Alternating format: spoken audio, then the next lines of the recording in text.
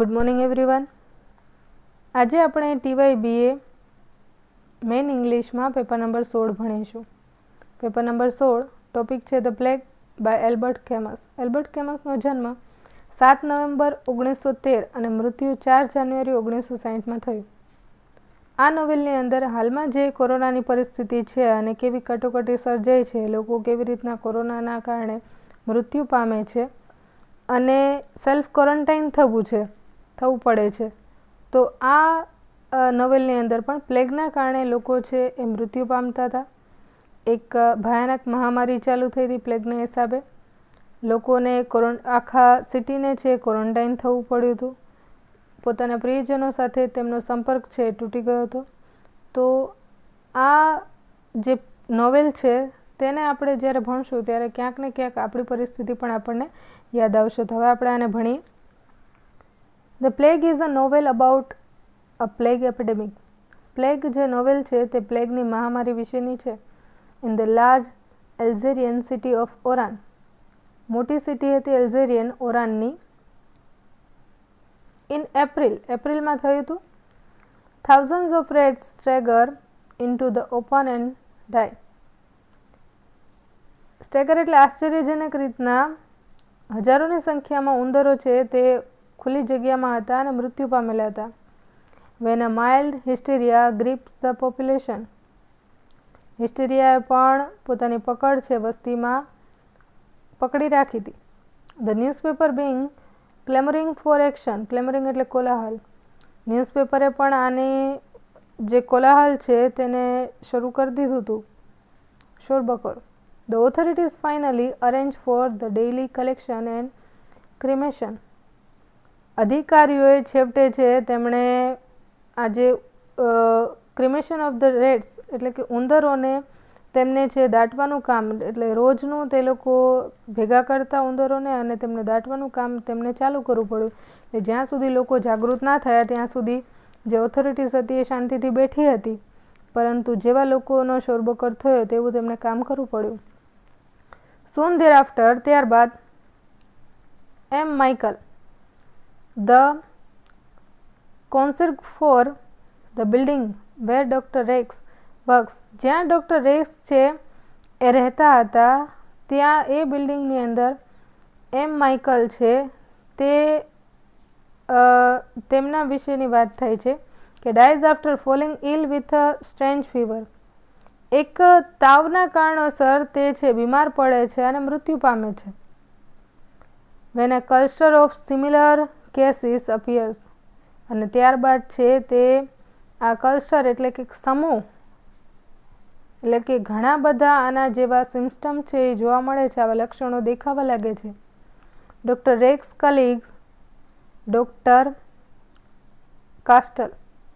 Doctor Castel છે એના જે સાથી છે, ડૉક્ટર રેક્સના સાથી છે, become certain that the illness is the bubonic plague. આ જે બીમારી જે છે તે bubonic plague છે એના વિશે તે જાહેર કરે છે. He and Dr. Rex are forced to confront the indifference and denial of the authorities and other doctors in their attempts to urge quick disinfection.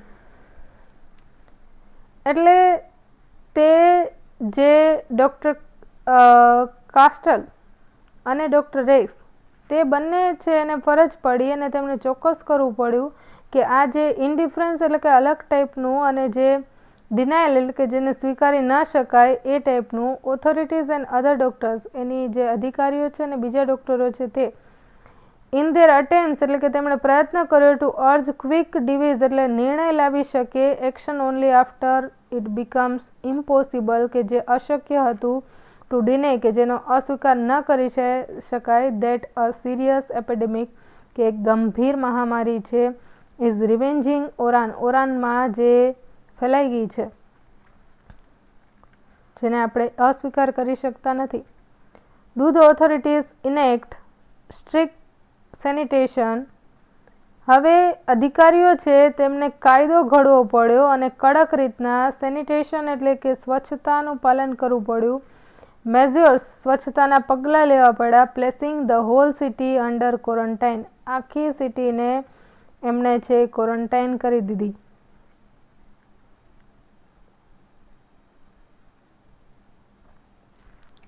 The public reacts to their sudden imprisonment.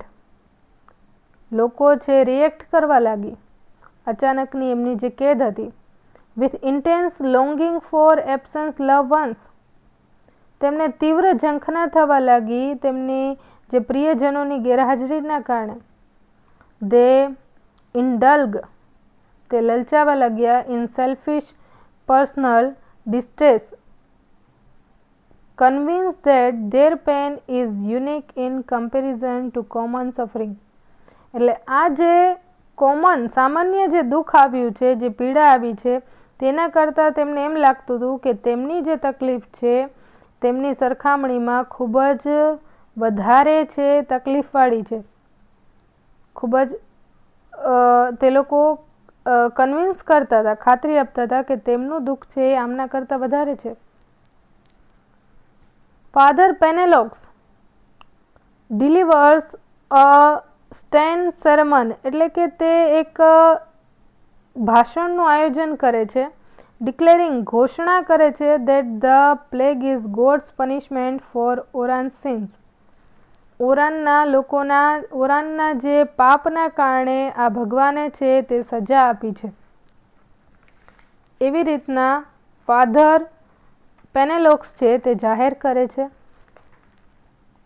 રેયમન્ડ રેમ્બર્ટ endeavors to escape Oran to rejoin his wife in Paris. રેયમન્ડ રેમ્બર્ટ એ પ્રયત્ન કરે છે, escape એટલે ભાગી જવાનું ઓરાનથી, two રિજોઈન એટલે કે ફરીથી તે જોઈન કરી શકે હિઝ વાઇફ એટલે કે તેની જે પત્ની છે તેને ઇન પેરિસ, પેરિસમાં હતી. But the city's bureaucrats refuse to let him leave. પણ એના જે સિટીના જે અમલદારો છે તેને રિફ્યુઝ ઇનકાર કરી દે છે, જવા દેવા માટે રજા નથી આપતા તેને. He tries to escape by illegal means with the help of Cottard's criminal. એટલે તે પ્રયત્ન કરે છે ભાગવા માટેનો. ઇલીગલ એટલે ગેરકાયદેસર એટલે કે મદદ લે છે તે કોટાર્ડ નામનો વ્યક્તિ હતો જે ક્રિમિનલ એટલે ગુનેગાર હતો. એસોસિએટ્સ એટલે કે જે ગુનેગારોનો સહયોગી હતો.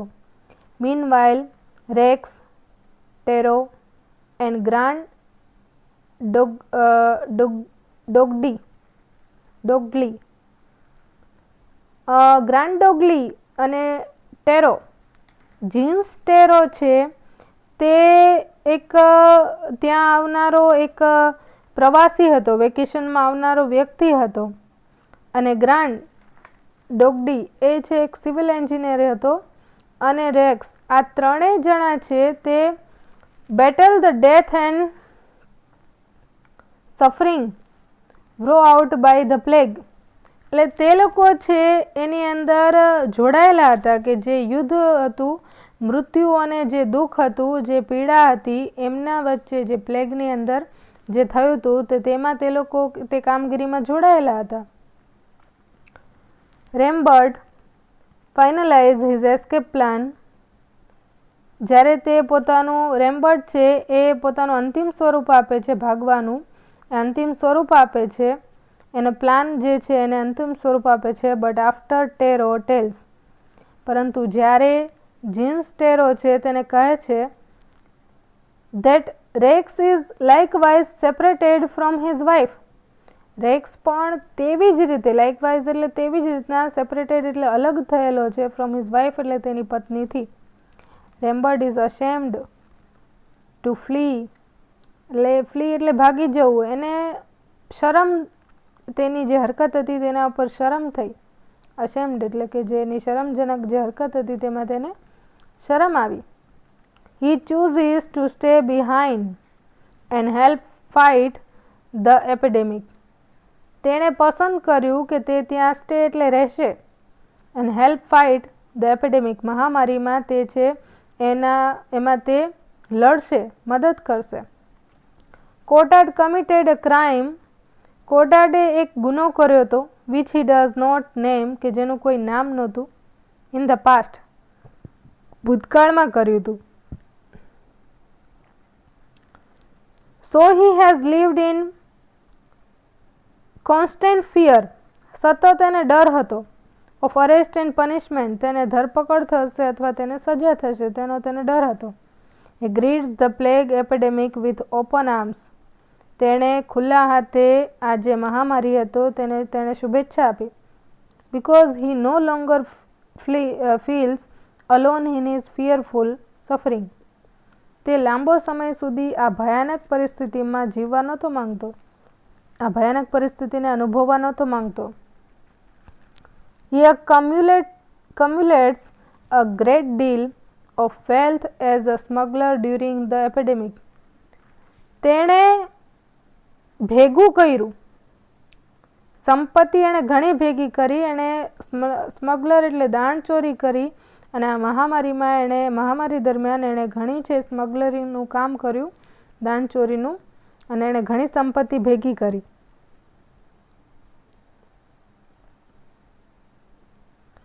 After the term of exile last several months, એટલે આવી રીતના જે એક્ઝાઇલ એટલે કે દેશ નિકાલો થવો અને છેલ્લા કેટલાક મહિનાઓથી આ જે થઈ રહ્યું હતું, મેની ઓફ ઓરાન સિટીઝન, મોટાભાગના ઓરાનના લોકો છે, lose there selfish obsession with personal suffering, આ લોકો જે સેલ્ફિશ ઓબ્સેશન એટલે કે જે એમને ઘેલછા હતી પોતાની જાતને જીવાડવાની, આમાં એ લોકોએ ગુમાવવા લાગ્યા.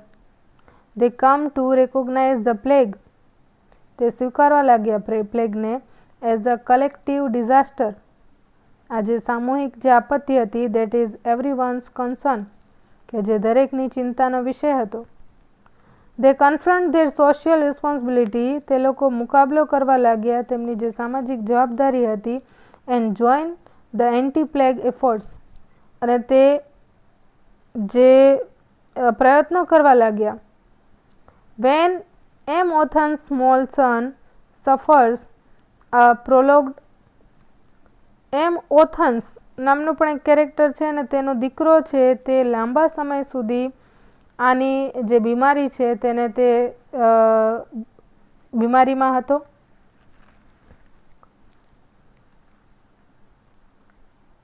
એક્સક્રુસિએટિંગ ડેથ ફ્રોમ ધ પ્લેગ, તેની છે પ્લેગના કારણે તેની મૃત્યુ થઈ. Doctor Rex shouts, doctor Rex છે તે રાડો પાડવા લાગ્યા. એટ પેનેલોક્સ ઉપર, that he was an innocent victim, તેણે છે એક નિર્દોષનો ભોગ લીધો. Paneloux deeply shaken by the boy's death, તેણે ગંભીરપણે તેણે છે આ જે મૃત્યુ છે તેને છે એના વિશે તેણે હચમચાવી દીધું. delivers a second sermon that modifies the first, પહેલી જે એણે ભાષણ કર્યું હતું તેમાં તેણે સુધારો કરી, અને બીજી છે એ ભાષણની એણે શરૂઆત કરી. declares that the inexplicable death, તે જાહેર કરે છે કે આ વર્ણવી ન શકાય તેવી મૃત્યુ હતી, ઓફ ઇનોસેન્ટ ફોર્સ્ટ, એક નિર્દોષ બળના કારણે, ધ ક્રિશ્ચન, ખ્રિસ્તી, ટુ ચૂઝ બિટવીન બિલીવિંગ, એટલે કહે છે કે ખ્રિસ્તી ધર્મને તમે અપનાવો, તેમાં વિશ્વાસ કરો, everything and believing nothing about God, ભગવાન સિવાય કાંઈ પણ નથી. વેન હી ફોલ ઇલ, જ્યારે તે બીમાર પડે છે, he refuses to consult a doctor, તે ડૉક્ટરની સલાહ લેવાનું પણ તે ના પાડી દે છે. લિવિંગ હિઝ ફેટ, ભાગ્ય ઉપર છોડી દે છે, એન્ટાયરલી સંપૂર્ણ રીતે.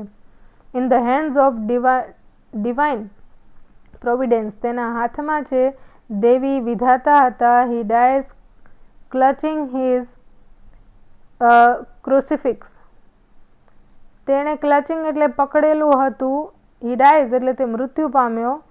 હિઝ ક્રુસિફિક્સ એટલે કે તે એક ક્રોસની નિશાની જે હોય છે, ખ્રિસ્તીના જે ક્રોસની નિશાની, તેને પકડી અને તે છે તેના હાથમાં હોય છે અને તે મૃત્યુ પામે છે. But the symptoms of his illness do not match those of the plague. પણ એના જે લક્ષણો હતા એની બીમારીના તે પ્લેગને મેચ થતા નહોતા.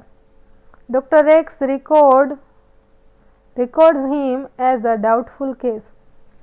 ડૉક્ટર રેક્સ છે આનો રેકોર્ડ કરે છે. આ એક ડાઉટફુલ કેસ હતું કે કયા કારણોસર તેનું મૃત્યુ થયું એ કોઈને પણ ખ્યાલ ન હતો.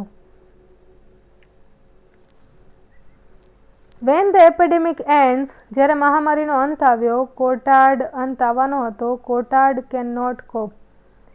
કોટાર્ડનો કોઈ સામનો કરી શક્યો નહીં. કોટાર્ડ છે તે ભાગી ચૂક્યો હતો. He begin randomly firing his gun into the street until he is captured by the police.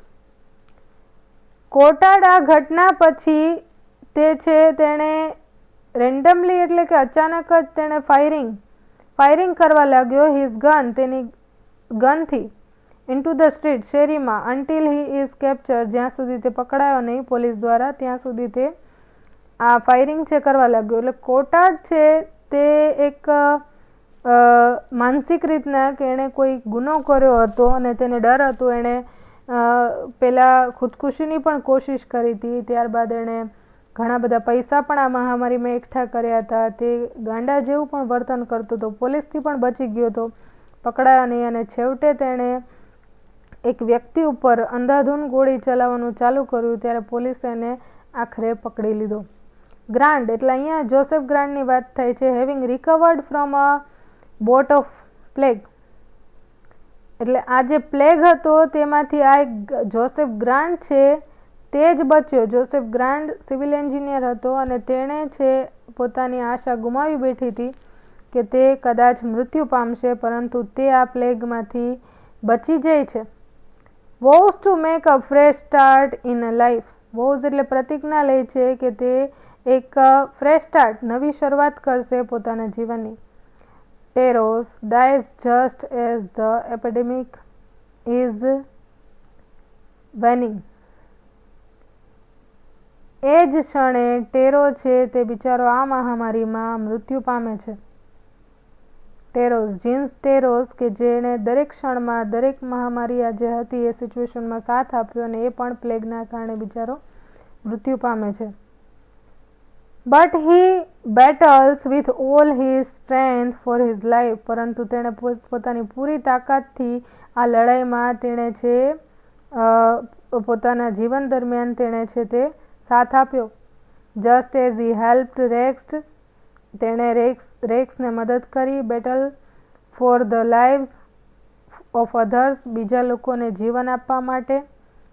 રેમ્બર્ટ્સ wife joins him in Oran after the city gates are finally open.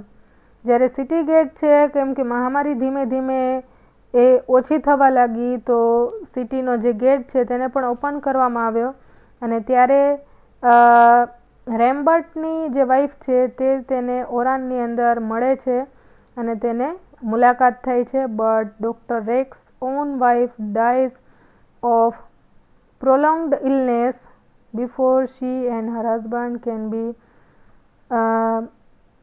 reunited. Doctor રેક્સની જે પત્ની છે તે લાંબા સમય સુધી તે બીમાર હોય છે અને તે મૃત્યુ પામે છે. શી એન્ડ હર હસબન્ડ એટલે કે તે અને તેના પતિ છે તે ફરી મળે એ પહેલાં છે તે મૃત્યુ પામે છે. The public quickly returns to its old. Public છે તરત જ રિટર્ન્સ એટલે પાછી વળે છે. ઇટ્સ ઓલ્ડ એટલે કે તેમના જૂના રૂટીન, એટલે કે જે જૂનો રૂટીન હતો, રાબેતા મુજબનું કાર્ય હતું તેમાં. But Rieux knows that the battle against the plague is never over. રેક્સને ખબર હતી કે આ જે લડાઈ હતી અગેન્સ્ટ ધ પ્લેગની વિરુદ્ધ ઇઝ નેવર ઓવર, પૂરી નથી થઈ. બિકોઝ ધ બેસિલસ માઇક્રોબ એટલે કે જે સૂક્ષ્મ જીવ હોય છે કેન લાય કે તે હજી સુધી મૃત્યુ પામ્યા નથી. ડોરમેન્ટ્સ ફોર યર્સ ધ પ્લેગ એટલે કે તેને નિષ્ક્રિય કરવા માટે હજી થોડાક વર્ષો જશે. The plague is his chronicle of the scenes of human suffering that all too many peoples are willing to forget. પ્લેગનો જે આ ઘટનાક્રમ હતો, આ જે દ્રશ્ય હતું ઓફ હ્યુમન સફરિંગ કે જે મનુષ્યો છે તે આ દુઃખને એણે સફર કર્યું. That all too many people ઘણા બધા લોકો છે આર વિલિંગ ટુ ફોરગેટ કે તે લોકો ભૂલવા પણ ઈચ્છતા નથી. એવી પરિસ્થિતિ એ છે એ પ્લેગની અંદર થઈ હતી. જે પરિસ્થિતિ અત્યારે આપણે પણ સર્જાઈ છે કે આપણે આ કોરોના છે તેને કોઈ પણ કારણોસર આ 2020 છે એને આપણે આ ઇતિહાસમાં લખાઈ જશે, આપણે ભૂલી શકશું નહીં. એ રીતના આ પ્લેગ પણ એવી મહામારી હતી. પણ આપણે જેમ પ્લેગમાં જે રીતના આ પ્લેમાં થયું કે પ્લેગ એક ટાઈમે છે તે ધીમે ધીમે કરી અને જતો રહે છે, એ રીતના આપણે પણ આશા રાખીએ કે કોરોના પણ ધીમે ધીમે જતો રહેશે અને આપણે પણ આ મુસીબતમાંથી બચી જશું. તો અહીંયા આપણો આ જે નોવેલ છે એ પૂરું થાય છે.